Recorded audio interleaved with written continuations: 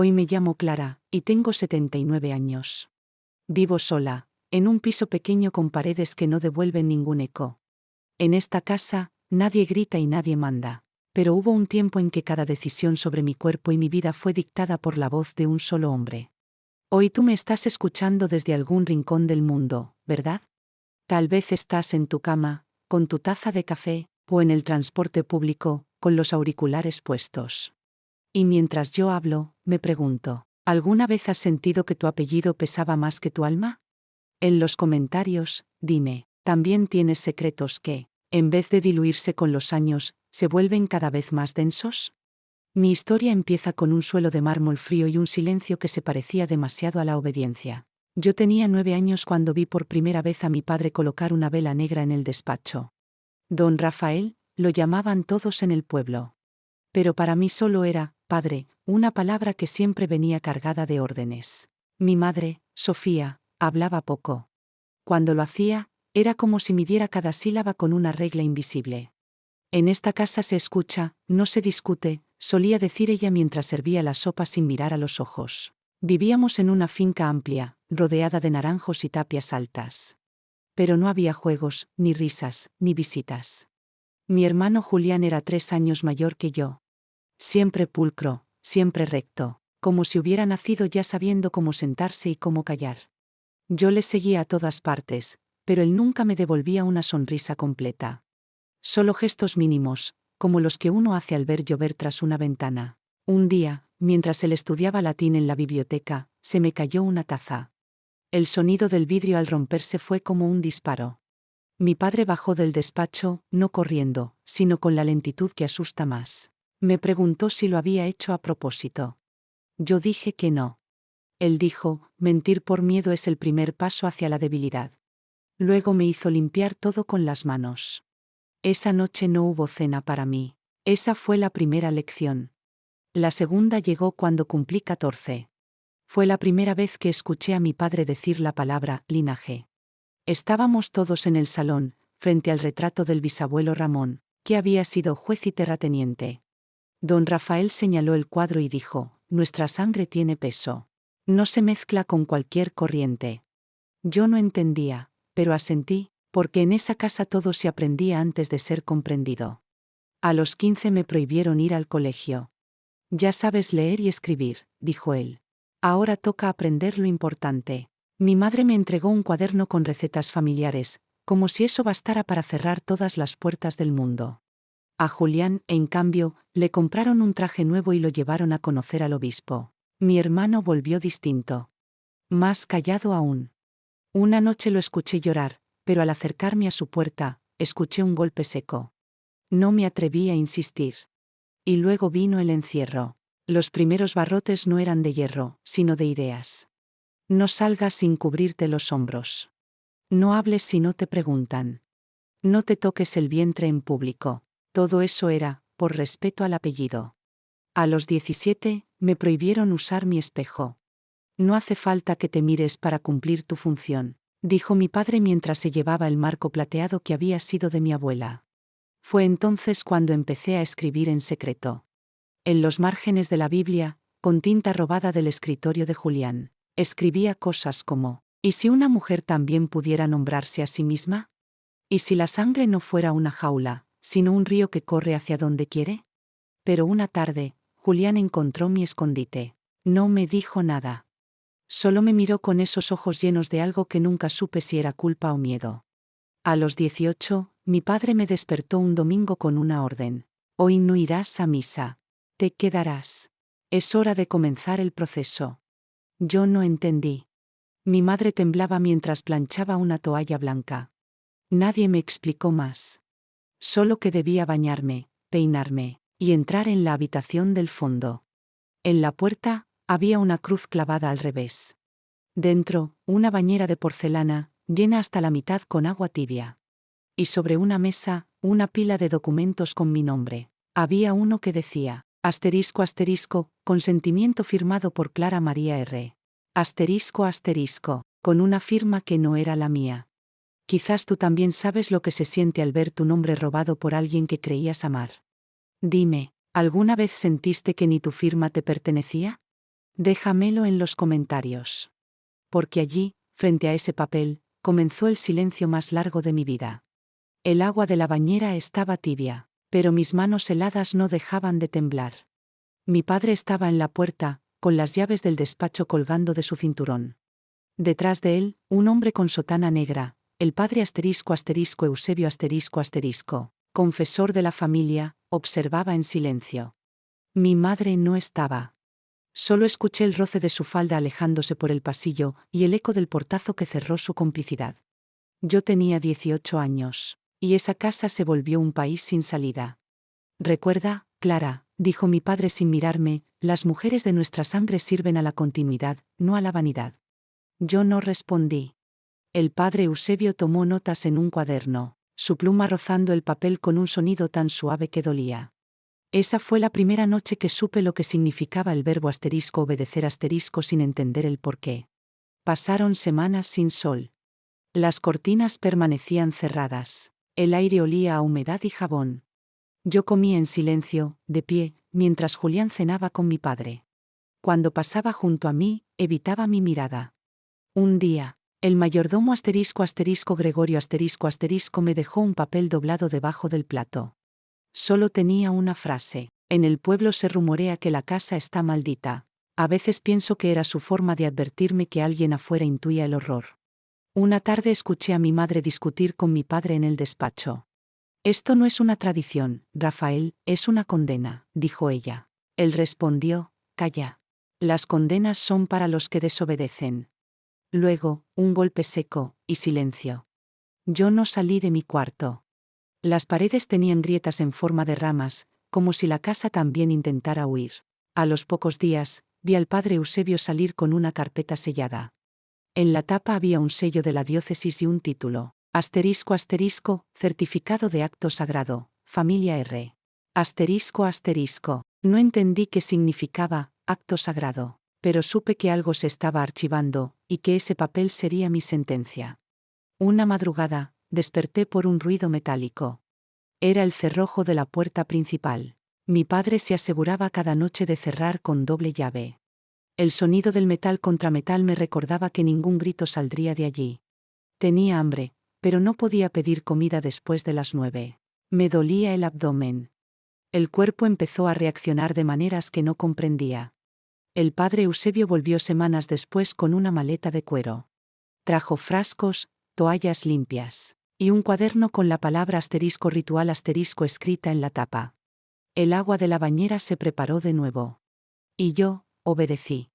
No recuerdo sonidos, solo el golpeteo constante de mi respiración. Después, silencio. No sé cuánto tiempo pasó.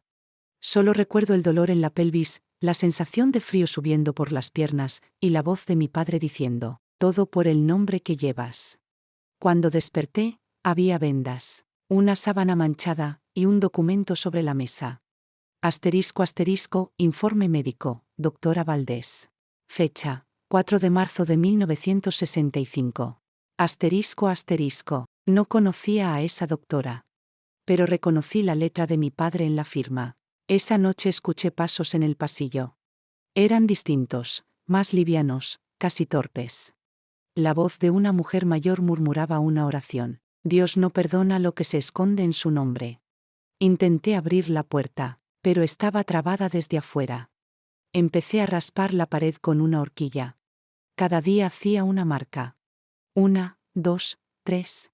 Cuando llegué a 22, el yeso se empezó a caer. Detrás había una capa de ladrillos húmedos. En uno de ellos, alguien había escrito con carbonilla. María R. 1928. No sé quién fue, pero entendí que no era la primera. Mi cuerpo empezó a fallar. Dolor en los huesos, fiebre, pérdida de equilibrio. Llamaron a un médico, doctor Gómez que no me miró a los ojos. Solo anotó, paciente presenta síntomas postparto. Reposo absoluto. Luego firmó, y mi padre guardó el papel en un sobre. Días después, escuché a Julián vomitar en el baño. Él también estaba enfermo, pero de otro tipo de culpa. Se sentó junto a mi cama sin decir palabra. Solo dijo, padre dice que así debía ser. que el apellido no se mezcla. Y luego lloró. Ese llanto me salvó, porque fue la primera grieta en el muro del silencio. Una noche, logré abrir la ventana del baño. El aire me golpeó la cara como una bofetada de libertad.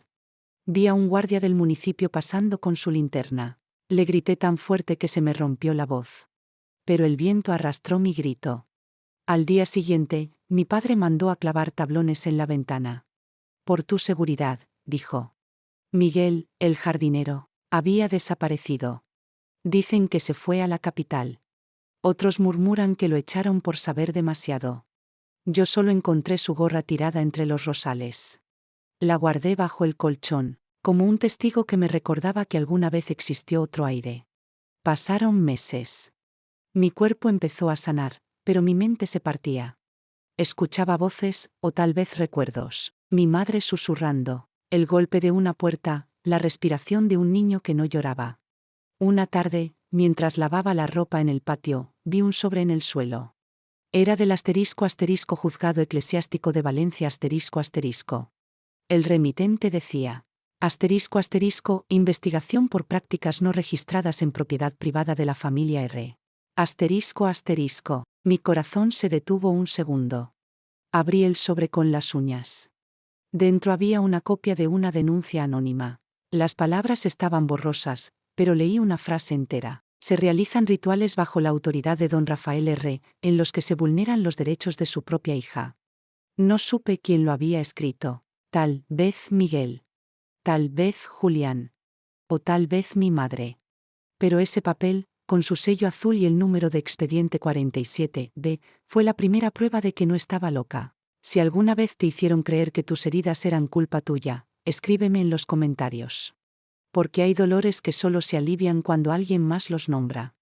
Después de eso, todo cambió. La policía no llegó de inmediato. Solo mandaron un inspector, un hombre joven llamado **Ramiro **, con una libreta y demasiadas dudas. Mi padre lo recibió con una sonrisa. Todo está en orden, señor inspector, dijo él, mientras ofrecía café. Ramiro me miró, pero yo bajé la vista. Tenía miedo. Después, escuché que el informe fue archivado. Falta de pruebas, decía la nota oficial. Mi padre colocó el papel en un cajón y murmuró: ni el Estado ni Dios se atreven con nosotros. Esa noche, me dolió la espalda hasta el amanecer. Supe que algo se había roto para siempre, pero no dentro de mí. Se había roto en ellos.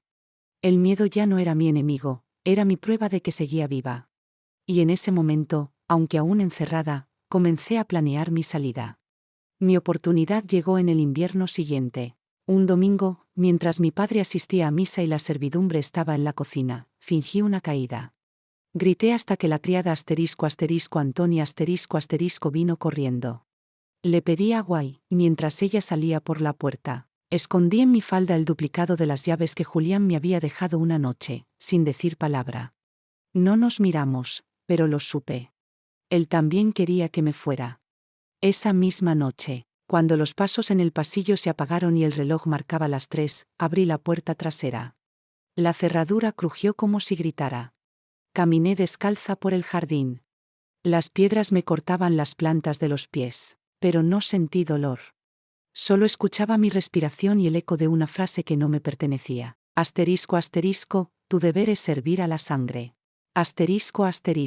Salí por la verja lateral, la que daba a la vieja capilla abandonada. Corrí hasta que se me nubló la vista. Llegué a casa de Herminia una exmonja que vivía sola y vendía mermeladas. Ella me dejó entrar sin preguntas. Me cubrió con una manta y me miró largo rato antes de decir: hace años vi a tu madre llorar en esta misma silla. No pregunté más. Al día siguiente, fui al archivo parroquial. Busqué el expediente 47B. No estaba. Pedí hablar con el juez eclesiástico. Me recibió un tal padre Marcelo que me ofreció té y me dijo: hay cosas que la Iglesia prefiere no registrar. Salí de allí con las manos vacías pero con la espalda recta. Fui al hospital. Solicité mi historial clínico. Tampoco existía. Solo un informe firmado por la doctora Valdés con la leyenda: paciente sin antecedentes. Pero yo llevaba las marcas en el cuerpo. Y también en la memoria. Entonces escribí una carta. No para mi padre. Para el mundo. Con detalles, fechas, nombres. Y la envié a 5 lugares. Una periodista de Valencia, una ONG para mujeres, el Ministerio de Justicia, la Diócesis Nacional, y al juez Ruiz Herrera que había sido alumno de mi bisabuelo. Dije, si esta carta no genera consecuencias, yo misma me encargaré de hablar. En voz alta. En todas partes. A los pocos días, recibí un sobre con el logo de la Asociación de Mujeres Silenciadas ***. Adentro, una carta manuscrita. Clara, tú no eres la única. Pero quizás seas la primera en hablar. Me invitaron a testificar. El juicio no fue inmediato. Tomó años. Recopilamos pruebas. Testimonios. Declaraciones de vecinos. Antonia la criada. Declaró que escuchó gritos detrás de la puerta del baño. El doctor Gómez negó haber firmado el informe. Pero al mostrarle la copia, reconoció el membrete. Lo imprimieron sin mi consentimiento, dijo. La monja Herminia relató las visitas de mi madre, las manchas en sus mangas, las palabras que no podía decir en voz alta. Parecía vivir con miedo, pero sin derecho al miedo, dijo ella. El juicio se celebró en una sala gris, con micrófonos y cámaras. Mi padre ya era viejo, pero su mirada seguía igual, seca, exacta, como un bisturí. Negó todo. Dijo que yo tenía delirios heredados de mi madre. El juez Ruiz Herrera que había conocido a mi familia de joven, no apartó los ojos de mí. Señora Clara R., dijo con voz firme, ¿por qué decide hablar ahora? Y yo respondí, porque ya no me da vergüenza haber sobrevivido. Me da vergüenza haber callado tanto. Hubo silencio. Un silencio distinto al de la finca. Un silencio que escuchaba. Mi testimonio fue publicado en el diario local. La portada decía, la heredera del linaje R rompe el pacto del silencio. Mi padre murió meses después. Solo. En un hospital municipal. El apellido no fue escrito en su tumba. El juicio concluyó sin condena penal, pero con sentencia pública. La finca fue convertida en un centro de acogida para mujeres sin recursos. Yo misma corté la cinta. El mármol del baño fue retirado. En su lugar, una cocina comunitaria. A veces, al servir sopa, una joven me dice, ¿es verdad que usted vivió aquí encerrada? Y yo le respondo, sí, pero ahora cocinamos donde antes se callaba. Hoy vivo en una casa pequeña, con una planta de albahaca y una radio vieja. A veces me llegan cartas. De otras mujeres. De otras hijas. De otras Clara. Cuando las leo, me tiemblan las manos. Pero, sonrío, porque una vez escribí en un margen de la Biblia, ¿y si una mujer también pudiera nombrarse a sí misma? Hoy puedo hacerlo. Y si tú estás allí, escuchando mi voz, si alguna vez sentiste que tu historia te dolía más en el cuerpo que en la mente, escríbeme en los comentarios. O simplemente repite mi nombre en voz baja. Porque nombrarnos es empezar a existir. Porque tu silencio también puede romperse. Y porque hay historias que, al ser contadas, dejan de ser cadenas para volverse alas. Han pasado más de 30 años desde aquel juicio. La prensa ya no escribe sobre mí. Pero a veces, los estudiantes de derecho vienen a visitarme. Traen cuadernos, grabadoras, y ojos jóvenes que aún creen que la justicia se aprende en libros. Yo les sirvo té, y siempre empiezo igual, el derecho sin memoria es solo otro silencio. Ellos sonríen, sin entender del todo. Y yo les cuento cómo sonaba el cerrojo de aquella casa cuando se cerraba cada noche. Ese sonido, metálico y exacto, fue mi maestro de leyes. Una mañana de otoño recibí una carta del ministerio. Decía que el expediente 47B había sido oficialmente reabierto como caso histórico de violencia institucional, No, lloré. Solo respiré hondo. Porque el aire, por primera vez en décadas, no me dolía al entrar. Fui invitada a hablar en una universidad. Cuando subí al estrado, las luces me cegaron un poco. Dije mi nombre completo. Dije mi edad. Y añadí, durante mucho tiempo, mi apellido me pesaba más que mi piel. Hoy me lo he quitado de encima, y me queda justo. El auditorio se quedó en silencio. Luego aplaudieron, pero yo no escuché aplausos. Solo escuché el sonido de una cerradura abriéndose, allá en algún rincón del pasado. Después de la conferencia, una muchacha se me acercó. Lloraba. Me dijo que también fue criada en una casa donde se obedecía antes de preguntar. ¿Cómo se empieza a dejar de tener miedo?, me preguntó. Yo le tomé las manos y respondí, el miedo no se va. Solo aprende a caminar detrás de ti, en vez de delante. Ella asintió. Y entendí que mi historia ya no era mía. Que había cruzado de cuerpo a cuerpo, de voz a voz, como una antorcha encendida en una habitación oscura. A veces, por las noches, cuando no puedo dormir, pongo la radio. Escucho programas de testimonios. Hay mujeres que llaman desde distintas ciudades. Una de ellas dijo una frase que me atravesó. Yo también nací en una casa sin ventanas. Y me quedé quieta, con la taza entre las manos. Porque sabía exactamente de qué hablaba. Hoy, en la pared de mi sala, cuelga una foto en blanco y negro. Estoy con las mujeres del centro comunitario. Todas sonríen. Ninguna baja la mirada. Detrás, en un marco de madera, guardo una copia del documento con sello azul, el mismo que alguien envió al juzgado hace tantos años. Cada vez que lo miro, repito en voz baja, gracias a quien tuvo el valor de escribir esto.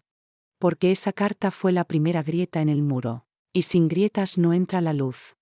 El centro se ha llenado de niñas. Cocinan, estudian, hacen ruido.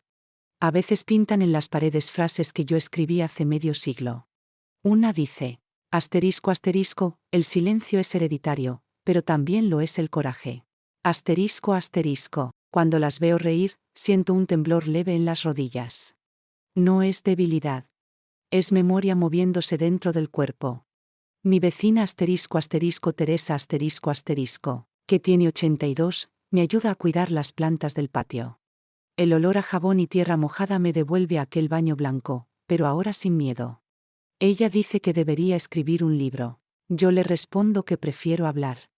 Las palabras, cuando se pronuncian en voz alta, no se pueden archivar. A veces me invitan a programas de radio. Los locutores me preguntan, ¿por qué decidió contarlo todo? Doña Clara, ¿si podía haber seguido callando? Yo sonrío. Y digo, porque hay verdades que, si no las dices tú, las repite el eco con otro nombre. Y me quedo mirando el micrófono, como si fuera una ventana abierta. Escucho los mensajes que dejan después del programa. Voces de mujeres de todas partes. Algunas dicen solo, gracias. Otras, ahora entiendo a mi madre. Y siempre, al final, alguien repite mi frase, nombrarnos es empezar a existir. Por eso hoy estoy aquí, hablándote. Tú que me escuchas desde una habitación pequeña, o desde tu coche, o mientras haces la cena. Tú que tal vez también llevas un apellido que pesa, una historia que aún no has contado. Quiero decirte algo antes de despedirme. No hay castillo que dure más que la voz de quien se atreve a salir de él. Mi voz ya salió. Ahora te toca a ti. Dímelo en los comentarios, si quieres. ¿Quién fue la primera persona que te enseñó a callar? Y si algún día vienes a Valencia, pasa por la calle vieja donde está el centro. Allí estaré, con mis manos arrugadas y mi memoria intacta. Te serviré sopa caliente. Y cuando levantes la mirada, verás una placa sobre la puerta. Dice, asterisco asterisco, aquí donde antes se obedecía, hoy se vive. Asterisco asterisco, yo la leo cada mañana antes de entrar. Y sonrío. Porque en el fondo, esta historia no era de horror. Era una historia de regreso. Regreso a mi propio nombre. A mi cuerpo. A mi voz. Y si tú estás aquí, escuchándome todavía. Gracias. Has sido mi testigo. Y en este mundo donde todo pasa rápido, tener un testigo es, quizás, la forma más pura de seguir viva.